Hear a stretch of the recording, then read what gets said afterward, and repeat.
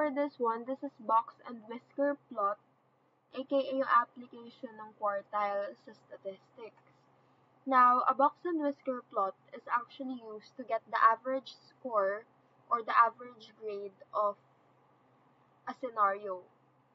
Here, we have an example data set na sabi dito, Wine had a basketball game with 7 different rounds. Use the box and whisker graph to analyze his average score per game. Or average score sa game niya. Oh, tama. Game niya. Refer to the given scoring data on the right side. So, looking here on the right side, we have here a table. And in this table, we have here the number of rounds in the game and the score per game or per round in the game. Okay? So, sa round 1 ng laro, meron siyang 10 points. Sa round 2, meron siyang 17. Sa round 3, meron siyang 5 points. Sa round 4, 32. Round 5, 16 points. Round 6, 18 points. Round 7 is 20 points. Now, we are being asked to actually use a box and whisker plot to know what is his average score. Okay, average score. Ibig sabihin, hindi siya yung eksaktong score sa buong laro niya. Kasi, as you can see right here, inconsistent yung scores niya eh. Tumataas, tapos biglang sobrang baba, tapos biglang sobrang taas naman ulit, tapos bababa na naman, tapos yon. So, analyze lang kung ano yung average score niya sa buong laro. Okay? So, number 1 is to arrange the given data set in ascending order, which is nagawa na siya sa step 1. Okay? So, inarrange ko lang lahat ng score niya per round sa game, and ito na yon. So, with this, we are going to step number 2 na, which is to get your upper and lower extremes. So, ipipaste ko lang dito yung ating arranged given set of data, and then, tutukoy na natin yung upper extreme and lower extreme. Ang upper extreme is the greatest valued element in the arranged data set. Yun yung pinakamalaking number sa arranged data set, and that is 32. So, lagay ko dito 32. Sa lower extreme, 5 yon. Ito yung pinakamaliit na number, 5, aka yung lower extreme. So, lagay ko dito 5. Next is to get, step number 3 na tayo. Step number 3 is to get the median of your arranged data set. Note, if your data has 2 medians, add the 2 elements and divide it sum by 2. Ipipaste ko dito yung ating given arranged data set, and then i-check natin if isa lang ba yung median niya o dalawa. So, let's say, okay, wait lang. Magdadraw naman ako ng x dito. So, let's say, x natin si 5, si 32, si 10, si 20, si 16, si 18. So, ibig sabihin, 17 is your median. Isa lang yung median natin. Eksaktong nasa gitna. Therefore, ang median natin ay 17. So, ano ibig sabihin ng note na to? If your data set has 2 medians, add the 2 elements and divide it sum by 2. Kunwari, dalawa ang median. Napagkataon na dalawa ang median. Dalawa ang 17, kunwari. So, ang gagawin mo, i-add mo yung dalawang 17, which is 34, and then i-divide mo siya by 2, and that is 17. So, yun. Ganun siya kapag dalawa yung median. Pero in our case, isa lang yung median. So, swerte tayo, isa lang yung median. So, hindi siya dito, in a sense. So, ayan siya. Halatang halata. Okay? Next. Get the upper and lower quartiles. Step number 4 na tayo. Get the upper and lower quartiles. Again, ilalagay ko dito yung ating arranged data set, and then meron ulit tayong note. Upper/lower quartile is the division of the upper and lower region divided by the median of the whole data set. Then, the median of that specific region is your upper/lower quartile. So, ano nga ba itong ating meaning dito sa step number 4? So, i-exit muna natin si median.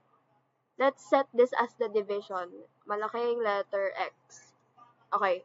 So, yan siya. Etong nasa left side, ito ang ating tinatawag na lower division o lower quartile division. Lower quartile division. Ano naman itong nasa right side? Ito yung ating upper quartile division. Bakit siya tinawag na division? Kasi nahati siya ng ating median. Okay? Yun yung ibig sabihin nun. Upper and lower quartile is the division of the upper and lower quartile region divided by the median of the whole data set. Ito yung ating median, si 17. Hinati niya yung ating data set sa dalawang magkaibang part, which is yung ating lower quartile division. Ibig sabihin, yan yung mga numbers lower than the average number. Tapos yung upper quartile division, yan naman yung mas mataas sa ating average element sa given data set. Ang sabi dito, then the median of that specific region is your upper or lower quartile. Okay? Tingin muna tayo dito sa lower quartile division. Ano yung median dito? Diba that is 10. Therefore, ang ating lower quartile, is 10. Ngayon, ganun din naman dito sa upper quartile division. Ang ating upper quartile division ay 20. So, lalagyan natin dito sa upper quartile 20. So, yan. Okay na tayo. Next, going to step number 5. Actually, some people don't do this, but I would prefer you doing this, especially na, especially na, medyo marami nangyari na agad. Step 4 pa lang tayo. So, yeah. This is just to organize your values para hindi siya nakakalito, no? Okay. So, upper extreme is 32 from step 2. Lower extreme natin ay 5. Ang median natin ay 17. Ang upper quartile natin ay 20. Ang ating lower quartile ay 10. Ayan na siya. Next, graph your box and whisker number line. The numbers on the number line should fit your given data. So, ano nga ba ang ibig sabihin nito? Okay. So, let's say we have here, okay, in-paste ko muna yung ating given arranged data set. So, gawa lang ako ng number line. Ayan siya. Tapos, divide natin siya by multiples of 5. So, 5, 10, 15, 20, 25, 30, tapos 35. Ayan. Ang ibig sabihin ng the number on the number line should fit your given data. Kailangan i-shortcut mo na agad siya. Hindi yung may 0, 1, 2, 3, ganun. Sobrang haba nun. Paano kung nagkaroon ka ng number na 96, edi iniisa-isa mo yan, diba? Ayun. So, i-graph natin yung ating upper, lower, median, upper quartile, o yung mga given data natin. So, input ko lang ulit dito. Ginagawa ko lang to para guidance lang. So, hindi mo kailangan to gawin sa mismong graphing kasi meron ka naman ng step 5 eh. So, lalagay ko lang siya dyan. And then, yan. Ang ating upper extreme ay 32. Saan ba located si 32? Andito siya, somewhere dyan. Okay? Yan si 32. Ang lower extreme ay saktong nasa 5. So, yan siya. Next, ang median natin ay nakalocate sa number 17. Bakit number 5 to? 17. That is located doon sa may banda rito. Yan, 17. Next, yung ating quartiles. Ang upper quartile ay nandito sa 20. Ang ating lower quartile ay nasa eksaktong 10. So, ayan siya. Next, draw a Okay, ito na mismo yung basis natin, no? Basis graph. Kokopyahin ko muna yung ating plotted points nang wala sa number line. Kasi gagamitin natin yun actually as a basis para sa ating step number 1, 2, tsaka step number 3.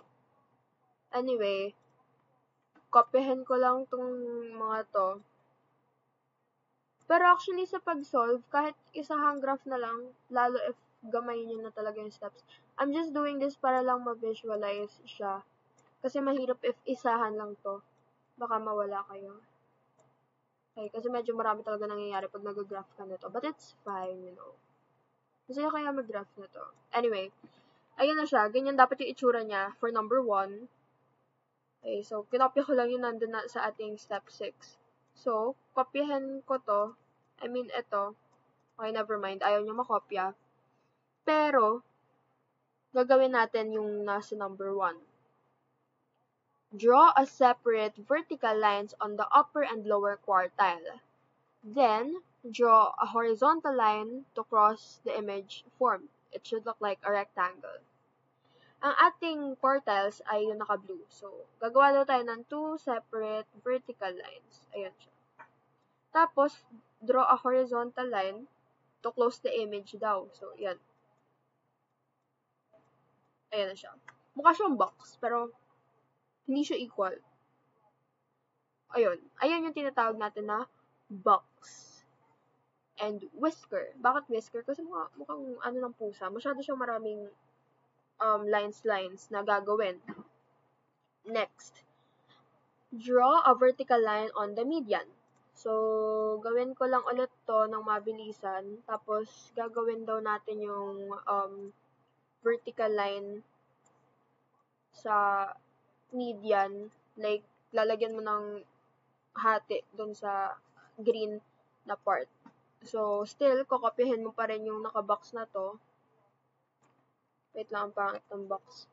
Kopyahin mo lang itong nakabox na to. And then, sabi, draw a vertical line on the median. So, ayan siya. Kailangan ganyan yung itsura niya. Next, draw 2 horizontal lines connecting each of the distant extreme on the box. Ang distant extreme natin ay itong dalawang naka-red na to. So, gagawa ka daw ng lines connecting dun sa box na na-form based dun sa number 2. So, kinokopya ko lang ulit siya. Tapos, draw ulit ako dito ng box. Siyempre, may hati yung median. Tapos, draw 2 horizontal lines daw, connecting each of the distant extremes to the box. So, yan. O, kunwari na lang pantay. So, yan siya. Step number 7. Use your formed graph and interpret. Okay, hindi ko na ulit siya ito-drawing. Gagamitin na lang natin si number 3 as an example ng ating formed graph. Okay? Ito na yung ating formed graph. Okay? That's our formed graph right there. So, what does this mean? What does this mean? Sige na, ito-draw ko na. Okay. Anyway, sa pag-interpret ng box and whisker, okay, yapping session muna. Sa pag-draw ng box and whisker na ganito, para lang tong conic sections, okay? Kailangan step by step talaga. Alam mo bakit? Alam mo bakit? Kasi, if meron ka nakaligtaan, talagang mababago talaga yung graph mo, te. Tsaka kailangan ganito yung itsura ng graph mo. Pag yan talaga nagmukhang ganito, tapos andito yung vertical line, yung horizontal line, ewan ko na lang. O, basta yan yon. Tapos, draw ko lang ulit tong box, tapos yung hati sa tapos itong dalawang to. Yan. Okay, so, ano nang gagawin natin dito? Ano nga bang gagawin natin dito? Joke lang. Ang gagawin natin dito, i-analyze natin. Ano nga ba yung ibig sabihin nito? Okay? Ang gagawin natin sa part na to ay ilalagay ang values. Ang values, yun nandito sa step 6. Okay? So, ang upper extreme natin ay si 32. Asan ba si 32? Ayun, yung red. Ito si 32. Ay, sobrang laki. 32. Ang lower extreme natin ay 5. Ang median natin ay 17. Ang blue natin ay si upper quartile 20. Itong isa ay si 10. Ayan siya. Okay. Use your formed graph and interpret. O, ano ibig sabihin yan? Ang ibig sabihin nito actually is yung box ang mismong gagamitin. Let's say, ito nga siya, diba? Kopyan lang natin. Lagyan natin sa isang rectangle yan. Ito, divided yan into 4 regions. Siyempre, hindi yan eksaktong 25%. Kunwari lang 25% siya. Kasi nga, divided into 4 equal parts. Ibig sabihin, itong graph natin na 5, 10, 17, 20, 32, o yung aka box and whisker plot, ay yung score ni Wine. Kung mapapansin mo, actually, mukha siyang inconsistent, diba? I-type nga natin. It looks like that it's inconsistent because of the distance between 5 to 10 points and 20 to 32 points. Sa madaling salita, imposible na sa kada round ng laro ni Wine, nakaka 5 points lang siya o mas mababa pa sa 5 points or mas mataas sa 32 points. Okay, so it looks like that it's inconsistent because Wine should not score below 5 points and greater than 32 points. Bakit? Kasi wala namang number nakadugtong dun, diba? Logically, kung mapapansin mo, wala naman diyang parang 33, 34, 35, 100. Wala namang ganon. So, imposibleng umabot ka sa ganon. So, yun yung ibig sabihin ng ating red mark. Ngayon, ano ang ibig sabihin ng... Sige, lagyan natin ng ganito. Ano ibig sabihin nitong yellow part na to? Ang tawag dito ay interquartile. Interquartile. This is the region of the average. Okay, average. Pag sabi natin average, hindi eksakto. Average score or points. Well, in our case, this is a point or point system kasi lang nga laro to of the given or the plotted data. Okay? Ang tawag sa ating naka-yellow mark ay interquartile. Yan siya. Ano meron dito sa interquartile? Ang ibig sabihin dito, Wine has scored approximately 10 to 20 points per round in the game. Ibig sabihin, sa loob ng isang laro, ang average score niya ay 10 to 20 points. So, ayun yun. Parang, sige, let's say isang game meron siyang 11 points, bigla siyang bumawi, naging 19 points, ayun, approximately lang siya. Hindi niya ibibigay yung mismong value, okay? Ano ibig sabihin ng 17 sa median?